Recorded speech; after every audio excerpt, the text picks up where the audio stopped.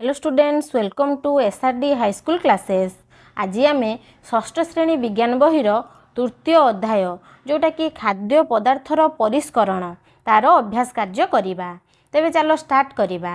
प्रथमे देला नंबर 1 किपरि पृथक बा परिष्कार करिबा। ता माने आमे गोटे धर विभिन्न प्रकार जिनिस मिसी जाइछि बा दुई रु अधिक बा दुई प्रकार जिनिस मिसी जाइछि, ताको आमे केमिति अलगा करिबा एइटा हेउछि आमे एई नंबर रे आमे करिबा। करे कोन देला हरड़ डाली रे सुजी मिसी जाइछि, हरड़ डाली आ सुजी मिसी जाइछि, ताको आमे की प्रकार केउ प्रणाली रे अलगा करिबा, ताहले चलेइबा प्रणाली रे अलगा करिबा। यार उत्तर होछि कोन, चलेइबा प्रणाली। चलेइबा प्रणाली अलगा करिबा माने हरड़ डाली आ सुजी, हरड़ डालटा आकार रे बड़ बड़ होई थाए सुजी ठारू, ताले आमे चलेइबा द्वारा हरड़ डालटा रही जिवो ऊपरे आ सुजी गुडा को तळे झड़ी जिवो। सेही प्रणाली रे आमे अलगा करि परिया। को प्रणाली? चलेइबा प्रणाली रे। सेकेंड देला खरे चाउल रे कुंडा थिले, चाउल रे कुंडा थिले आमे केमिति अलगा करिबा? पाछुड़ीबा प्रणाली। पाछुड़ीबा प्रणाली केमिति? पाछुड़ी देले कुंडाटा हेउछि हल्का, सेटा उड़ी जिवो आउ चाउलटा रही जिवो कुल्ला रे। पाछुड़ीबा प्रणाली आमे कुल्ला सहाय्य रे करि परिबा। गरे कोन देला अट्टा रे चकोड़ थिले, अट्टा रे जदी चकोड़ मिसी थिबो आमे केमिति अलगा करंती? सेही चलेइबा प्रणाली रे अलगा करंती। चलेइबा प्रणाली रे आमे कोन अट्टा रु चकोड़ अलगा करंती, हमको परिष्कार अट्टा मिल जाए, चकोड़टा अलगा हो जाए। एबे आसिला उखुड़ा रे धान चोपा लागी थिले, एटा को हम कोन करिबा? उखुड़ा रे बा खई रे धान चोपा जदी लागी थिबो हम केमिति काढिबा? केमिति ताको अलगा करिबा? हाथ रे बाछिबा। एटा हमें अलगा प्रणाली रे हमें पाछुड़ीबा बा चलेइबा रे अलगा हे परिबोनी, एटा को हमें हाथ रे बाछिबा प्रणाली रे अलगा करिबा। हाथ रे बाछिबा प्रणाली।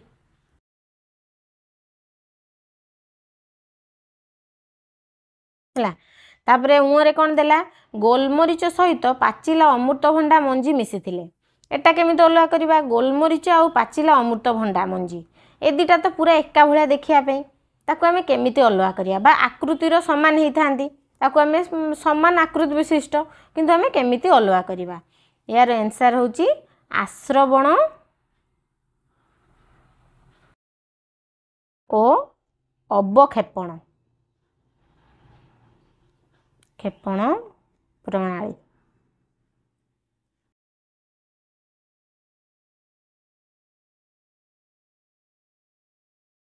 एबे हम जानिबा आश्रवण और अवक्षेपण प्रणालीटा कौन?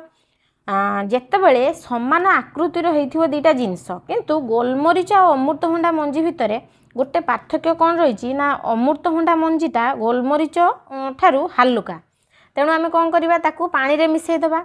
अमृतभंडा मंजी गुड़ी को हल्का से ऊपर भासीबो, पानी ऊपर भासीबो, आ गोलमरीच मंजी सॉरी गोलमरीच गुड़ाक कौन तले बसीजिवो।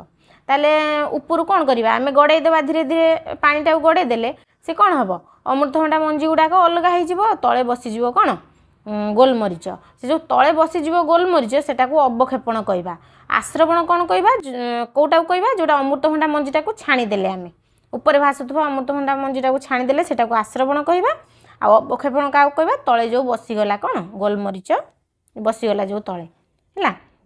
नंबर 2 को एबे जीवा। नंबर 2 रे कौन देला पार्थक्य लेख। पार्थक्य दर्शाइबा आमे कार कार कर देला पाछुड़ीबा उड़ाइबा। पाछुड़ीबा उड़ाइबा भितरे पार्थक्य कौन? ए देख पाछुड़ीबा आउ उड़ाइबा। पाछुड़ीबा होची पाछुड़ीबा द्वारा कुल्लारू हल्का पदार्थ गुड़िक ओजनिया कठिन पदार्थ रु अलगा हो जाए हैला। पाछुड़ीबा द्वारा कौन होता है? कुल्ला साहाय्य रे आमे करथांती, कुल्ला द्वारा हल्का पदार्थ गुड़िक ओजनिया कठिन पदार्थ रु अलगा होइकी हल्का पदार्थ गुड़िक उड़ी जाए। एमती उड़ाइबाटा भी सेमती उड़ी जीवो। केमिति सेटा काहा द्वारा करा जाए? पवनर गति द्वारा हल्का पदार्थ गुड़िक ओजनिया पदार्थ ठारू अलगा होइथांती। एटा पाछुड़ंती आमे, एटा पवनर गति द्वारा। ताले पाछुड़ीबाटा कहा द्वारा होता है? एथिपाई कुल्लार व्यवहार करा जाए। आमे कुल्लार व्यवहार करिकी पाछुड़ी की कौन करंती?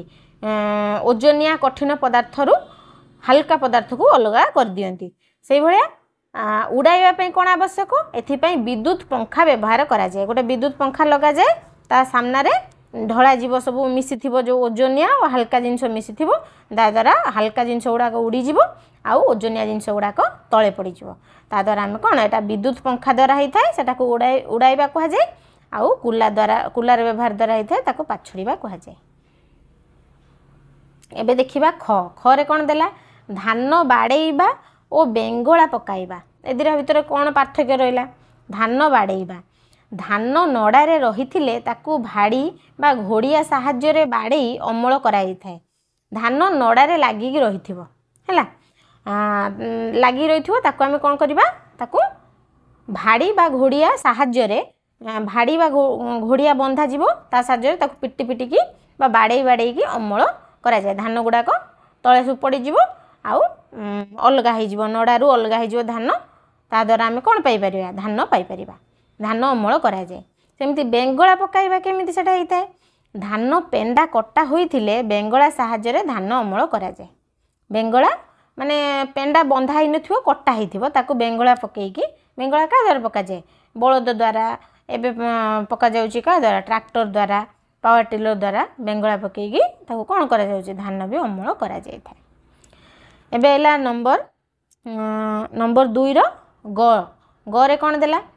ଅବକ୍ଷେପଣ ଓ ପରିସ୍ରବଣ। ୟା ମଧ୍ୟରେ ପାର୍ଥକ୍ୟ ଆମେ ଲେଖିବା। ଅବକ୍ଷେପଣ କାହାକୁ କୁହାଯାଏ? ଜଳ ସହିତ ମିଶି ରହିଥିବା କଠିନ ଓଜନିଆ ପଦାର୍ଥ ତଳେ ବସିଯିବା ପ୍ରଣାଳୀକୁ ଅବକ୍ଷେପଣ କୁହାଯାଏ। ଆମେ ପୂର୍ବରୁ ପଢ଼ିକି ଆଇଲେ, ଅବକ୍ଷେପଣ କାହାକୁ କୁହାଯାଏ? ଜଳ ସହିତ ଯଦି ମିଶି ରହିଥିବ କଠିନ ଓଜନିଆ ପଦାର୍ଥ, ତାକୁ ଆମେ କ'ଣ, ସେ ତଳେ ବସିଯିବା ପ୍ରଣାଳୀକୁ, ବସିଯିବ ଯେଉଁ, ଅବକ୍ଷେପଣ ତାକୁ କୁହାଯାଏ। ପରିସ୍ରବଣ କାହାକୁ କୁହାଯାଏ? ତରଳ ପଦାର୍ଥରେ ରହିଥିବା ଅଦ୍ରବଣୀୟ କଠିନ ପଦାର୍ଥକୁ ତରଳ ପଦାର୍ଥରୁ ପରିସ୍ରବଣ ପଦ୍ଧତିରେ ଅଲଗା କରାଯାଇଥାଏ। ମାନେ ଛାଣିକି ପରିସ୍ରବଣ ପଦ୍ଧତିରେ ଅଲଗା କରାଯାଇଥାଏ। ଆଉ ଅବକ୍ଷେପଣ ପାଇଁ କ'ଣ ଦେଖିବା? ସେକେଣ୍ଡ ପଏଣ୍ଟଟା କ'ଣ ଦେଲା? ଏଥିପାଇଁ ପରିସ୍ରବଣ କାଗଜ ଆବଶ୍ୟକ ହୁଏ ନାହିଁ। ଏଟାକୁ ପାଣିରେ ସାଧାରଣତଃ ମିଶାଇ ଦେଲେ ସେ ତଳେ ବସିଯାଏ। କ'ଣ, କଠିନ ଓଜନିଆ ପଦାର୍ଥ ଗୁଡ଼ିକ ତଳେ ବସିଯିବ, ଆଉ ଜଳ ସହିତ ସେଟା ମିଶାଇ ଦେଲେ କଠିନ ଆଉ ଓଜନିଆ ପଦାର୍ଥ ଗୁଡ଼ିକ ତଳେ ବସିଯିବ, ଜଳକୁ ଆମେ ଉପରୁ ଢାଳି ଦେଲେ ଆମେ ପାଇଯାଆନ୍ତି। ଏଥିପାଇଁ ପରିସ୍ରବଣ କାଗଜ ଆବଶ୍ୟକ ହୁଏ ନାହିଁ। କିନ୍ତୁ ପରିସ୍ରବଣ ପାଇଁ ଫିଲ୍ଟର ପେପର ବା ପରିସ୍ରବଣ କାଗଜର ଆବଶ୍ୟକତା ହେଇଥାଏ, ହେଲା। ଏବେ ଯିବା ନମ୍ବର 3 କ'ଣ ଦେଲା? କେଉଁ ପ୍ରଣାଳୀ ପାଇଁ ଆବଶ୍ୟକ? ଏଇ ଯେଉଁ ତଳେ ଦେଲା ଜିନିଷ ଗୁଡ଼ାକ, ସେଗୁଡ଼ାକ କେଉଁ ପ୍ରଣାଳୀ ପାଇଁ ଆମେ ଆବଶ୍ୟକ କରିଥାନ୍ତି ସେଗୁଡ଼ିକ ଲେଖିବା। କରେ ଦେଲା କୁଲା।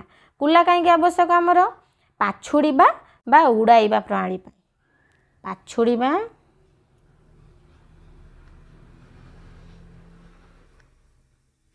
ଓ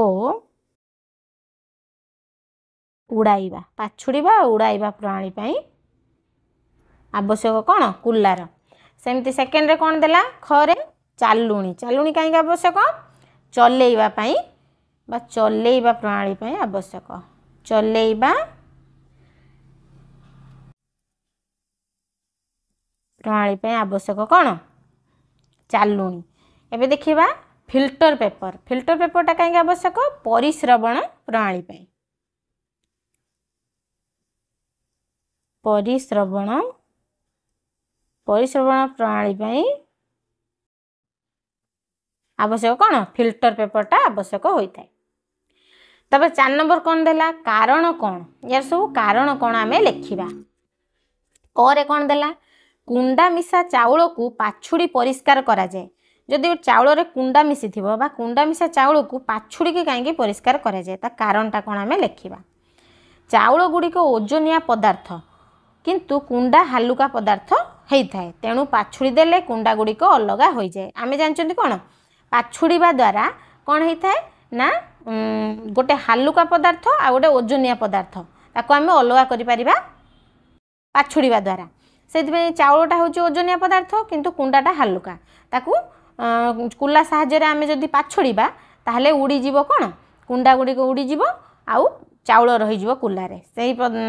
ସେଥିପାଇଁ କୁଣ୍ଡା ମିଶା ଚାଉଳକୁ ପାଛୁଡ଼ି ପରିଷ୍କାର କରାଯାଏ, ପାଛୁଡ଼ିବା ପ୍ରଣାଳୀରେ ଅଲଗା କରାଯାଏ, ହେଲା।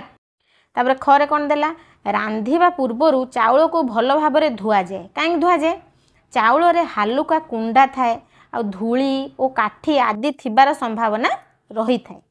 ସେଥିପାଇଁ ଏହାକୁ ଜଳରେ ଭଲ ଭାବରେ ଧୋଇଦେଲେ ଧୂଳି କୁଣ୍ଡା କାଠି ଆଦି ଭାସିବ। ଏଗୁଡ଼ା ହାଲକା ଜିନିଷ ଉପରେ ଧର ଆମେ ପାଣି ପୁରେଇକି ଧୋଇଦେଲେ ତାକୁ କ'ଣ ସେଗୁଡ଼ା ସବୁ ଉପରେ ଭାସିବ। ଧୀରେ ଧୀରେ ଉପର ଜଳକୁ ଅନ୍ୟ ଏକ ପାତ୍ରକୁ ଢାଳିଦେଲେ ଧୂଳି କୁଣ୍ଡା କାଠି ଆଦି ଅଲଗା ହୋଇଯିବ ଆଉ ତଳେ ରହିଯିବ କ'ଣ ଚାଉଳ। ସେଥିପାଇଁ ରାନ୍ଧିବା ପୂର୍ବରୁ ଚାଉଳକୁ ଭଲ ଭାବରେ ଧୁଆଯାଇଥାଏ। ଗରେ କ'ଣ ଦେଲା ବେସନ ଓ ମଇଦାର ମିଶ୍ରଣକୁ ଚାଲୁଣି ଦ୍ୱାରା ପୃଥକ କରାଯାଇପାରିବ ନାହିଁ। କାହିଁକି କରାଯାଇପାରିବ ନାହିଁ? ବେସନ ଓ ମଇଦାର କଣିକା ଗୁଡ଼ିକ ଆକାର ପ୍ରାୟ ସମାନ ହେଇଥାଏ। ମାନେ ବେସନ ଆଉ ମଇଦା ଦୁଇଟା ଯାକ ଦେଖିଥିବ ତାର କଣିକାର ଆକାର ଗୁଡ଼ିକ ଇଏ ବି ପୁରା ପ୍ଲେନ୍ ହେଇଥାଏ, ସିଏ ପୁରା ପ୍ଲେନ୍ ହେଇଥାଏ, ତା ଆକାର ଗୁଡ଼ିକ ପୁରା ସମାନ ହେଇଥାଏ। କଣିକା ଗୁଡ଼ିକର ଆକାର ବଡ଼ ସାନ ନଥିବାରୁ ଚାଲୁଣିରେ ଚଲେଇ ଦେଲେ ଉଭୟ କଣିକା ଗୁଡ଼ିକ କଣା ମଧ୍ୟ ଦେଇ ତଳକୁ ଗଳି ପଡ଼ିବ। ତେଣୁ ବେସନ ଓ ମଇଦାର ମିଶ୍ରଣକୁ ଚାଲୁଣି ଦ୍ୱାରା ପୃଥକ କରାଯାଇପାରିବ ନାହିଁ। ଯଦି ଆମେ ଚାଲୁଣି ସାହାଯ୍ୟରେ ଏଠି ଦେଲା ଚାଲୁଣି ଦ୍ୱାରା ପୃଥକ କରାଯାଇପାରିବ ନାହିଁ କାହିଁକି? ଯଦି ଆମେ ଚାଲୁଣିରେ ଚଲେଇବା କାହାକୁ ବେସନ ଆଉ ମଇଦାକୁ ଯଦି ମିଶିଥିବ ତାକୁ ଆମେ ଚଲେଇବା ଦୁଇଟା ଯାକ କଣିକା ତ ତଳକୁ ଗଳି ପଡ଼ିବ, ତାହେଲେ ଆମେ କେମିତି ଅଲଗା କରିବା? ତାକୁ ଆମେ ପୃଥକ କରିପାରିବା ନାହିଁ। ଘରେ କ'ଣ ଦେଲା ସୋରିଷକୁ ପରିଶ୍ରବଣ ପ୍ରଣାଳୀରେ ପରିଷ୍କାର କରାଯାଇପାରେ ନାହିଁ। ସୋରିଷକୁ ଆମେ ପରିଶ୍ରବଣ ପ୍ରଣାଳୀରେ ପରିଷ୍କାର କରିପାରିବା ନାହିଁ। ଦେଖିବା କାହିଁକି? ସୋରିଷରେ ମିଶିଥିବା ଅପଦ୍ରବ୍ୟ ଗୁଡ଼ିକ ମୁଖ୍ୟତଃ ବାଲି ଗୋଡ଼ି ଆଦି ଓଜନିଆ ପଦାର୍ଥ ହେଇଥାନ୍ତି। ସୋରିଷରେ କ'ଣ ମିଶିଥାଏ? ସବୁ ମିଶିକି ରହିଥାଏ ବାଲି ଗୋଡ଼ି ଆଉ ବାଲି ଗୋଡ଼ି ଏଗୁଡ଼ା ସବୁ ମିଶିକି ଥାଏ, ସେଗୁଡ଼ା ବି ସବୁ ଓଜନିଆ ଜିନିଷ। ସୋରିଷ ବି ଓଜନିଆ ଜିନିଷ, ତାକୁ ଆମେ କେମିତି ପରିଶ୍ରବଣ କରିକି ଅଲଗା କରିବା? ଏହାକୁ ଜଳରେ ମିଶାଇ ପରିଶ୍ରବଣ କଲେ ପରିଶ୍ରବଣ କାଗଜରେ ସୋରିଷ ସହିତ ଅପଦ୍ରବ୍ୟ ଗୁଡ଼ିକ ମଧ୍ୟ ରହିଯିବ। ସବୁ ଗୁଡ଼ାକ ରହିଯିବ, ସବୁ ଗୁଡ଼ାକ ଓଜନିଆ ଜିନିଷ। ସୋରିଷ ବି ଓଜନିଆ ଜିନିଷ, ଓ ସୋରିଷ ଯଦି ହାଲକା ଜିନିଷ ହେଇଥାନ୍ତା ବାଲି ଗୋଡ଼ି ଠାରୁ ସିଏ ଭାସିଥାନ୍ତା, ଆମେ ତାକୁ ଅଲଗା କରିପାରିଥାନ୍ତେ। କିନ୍ତୁ ସବୁ ଓଜନିଆ ଜିନିଷ ହେଇଗଲେ ସବୁ ତଳେ ବସିଯିବ, ତାହେଲେ ଅପଦ୍ରବ୍ୟ ଗୁଡ଼ିକ ମଧ୍ୟ ସବୁ ଗୁଡ଼ାକ ସୋରିଷ ସହିତ ବସିଯିବ ତଳେ। ତେଣୁ ସୋରିଷକୁ ପରିଶ୍ରବଣ ପ୍ରଣାଳୀରେ ପରିଷ୍କାର କରାଯାଇପାରେ ନାହିଁ। ତାପରେ 5 ନମ୍ବର କ'ଣ ଦେଲା ଗୋଟା ବିରି ସୋରିଷ ଓ ବୁଟ ମିଶି ଯାଇଛି କିପରି ଆମେ ପୃଥକ କରିବା? ଯଦି ଗୋଟା ବିରି ଆଉ ସୋରିଷ ବୁଟ ସବୁ ମିଶି ଯାଇଛି ତାକୁ ଆମେ କିପରି ପୃଥକ କରିବା? ୟାର ଏନ୍ସାରଟା ଏଇ ପୂର୍ବଟା ଏନ୍ସାର ସହିତ ମାନେ ଏଠି ତ ଆମେ ଜାଣିଲେ ପରିଶ୍ରବଣରେ ଅଲଗା କରିପାରିବାନି, କେଉଁ ପ୍ରଣାଳୀରେ ଅଲଗା କରିପାରିବା? ସୋରିଷକୁ ସୋରିଷରେ ମିଶିଥିବା ବାଲି ଗୋଡ଼ି, ଏଇଟାର ବି ଏନ୍ସାର ଏଇଟା ହେବ। ଗୋଟା ବିରି ସୋରିଷ ଓ ବୁଟ ମିଶି ଯାଇଥିଲେ କେମିତି ଆମେ ଅଲଗା କରିବା ଦେଖିବା। ଏକ ଚାଲୁଣି ନିଅ ଯାହାର କଣା ଗୁଡ଼ିକ ଆକାର ସୋରିଷ ଠାରୁ ବଡ଼ ହେଲା, ସୋରିଷ ଠାରୁ ବଡ଼ ହେଇଥିବ କଣା ଗୁଡ଼ିକର ଆକାର, ମାତ୍ର ଗୋଟା ବିରି ଓ ବୁଟର ଆକାର ଠାରୁ ସାନ ହେଇଥିବ, ତାହେଲେ କ'ଣ ହେବ? ଏହି ଚାଲୁଣିର ମିଶ୍ରଣଟିକୁ ଚଲାଇଲେ ସୋରିଷ ଗୁଡ଼ିକ କଣା ଦେଇ ତଳକୁ ଗଳି ପଡ଼ିବ। ଗଳି ପଡ଼ିଲେ ଆଉ ରହିବ କ'ଣ ଚାଲୁଣିରେ? ଚାଲୁଣିରେ ବୁଟ ଓ ଗୋଟା ବିରି ଗୁଡ଼ାକ ରହିଯିବ। ବର୍ତ୍ତମାନ ଗୋଟା ବିରି ଆଉ କ'ଣ ବୁଟ ଏଗୁଡ଼ା ବଡ଼ ବଡ଼ ଜିନିଷ। ବର୍ତ୍ତମାନ ହାତରେ ବାଛି ବୁଟ ଦାନା ଗୁଡ଼ିକ, ସେ ଦୁଇଟା ଭିତରୁ ବଡ଼ କିଏ? ବୁଟ ଦାନା ଗୁଡ଼ିକ ଅଲଗା କରିଦେବା। ତାହେଲେ କ'ଣ ହେଇଗଲା? 3ଟା ଜିନିଷ ଅଲଗା ହେଇଗଲା। ପ୍ରଥମେ କ'ଣ କଲେ ସବୁକୁ ଆମେ ଗୋଟେ ଚାଲୁଣି ସାହାଯ୍ୟରେ ଚଲେଇ ଦେବା, ଯେଉଁଟାକି ସୋରିଷ ଆକାର ଠାରୁ ମାନେ ବଡ଼ ହେଇଥିବ। କେଉଁଟା? ଚାଲୁଣିର ଫୁଟ ଗୁଡ଼ାକ। ତାହେଲେ ସୋରିଷ ଗୁଡ଼ାକ କ'ଣ ହେଲା? ତଳକୁ ଗଳି ପଡ଼ିଲା। ଆଉ ରହିଲା କ'ଣ? ଗୋଟା ବିରି ଆଉ ବୁଟ ରହିଗଲା। ଗୋଟା ବିରି ବୁଟକୁ କେମିତି ଆମେ ଅଲଗା କରିବା? ବୁଟ ଗୁଡ଼ିକ ବଡ଼ ବଡ଼ ଆକାର ହେଇଥାନ୍ତି, ତାକୁ ଆମେ ହାତରେ ବାଛିଦେବା, ଯାହାଦ୍ୱାରା ସେ ଦୁଇଟା ବି ଅଲଗା ହେଇଗଲା ହେଲା। ତ ପିଲାମାନେ ଏହା ଥିଲା ଚାପ୍ଟର 3ର କ୍ୱେଶ୍ଚିନ୍ ଆନ୍ସର୍। ଚାପ୍ଟର 3ର ଅଭ୍ୟାସ କାର୍ଯ୍ୟ ଆମେ ନେକ୍ସଟ କ୍ଲାସ୍ରେ କ'ଣ କରିବା? ଚାପ୍ଟର 4ର ଅଭ୍ୟାସ କାର୍ଯ୍ୟ କରିବା। ସେତେ ପର୍ଯ୍ୟନ୍ତ ତୁମମାନେ ମନ ଦେଇ ପାଠ ପଢ଼ୁଥିବ, ଆଉ ଯାହା ବି ଏଇ ଚାପ୍ଟରରେ ଯାହା ବି ଡାଉଟ୍ ରହିଲା କମେଣ୍ଟ ମାଧ୍ୟମରେ ନିଶ୍ଚୟ ଜଣାଇବ। ରହିଲି, ଜୟ ଜଗନ୍ନାଥ।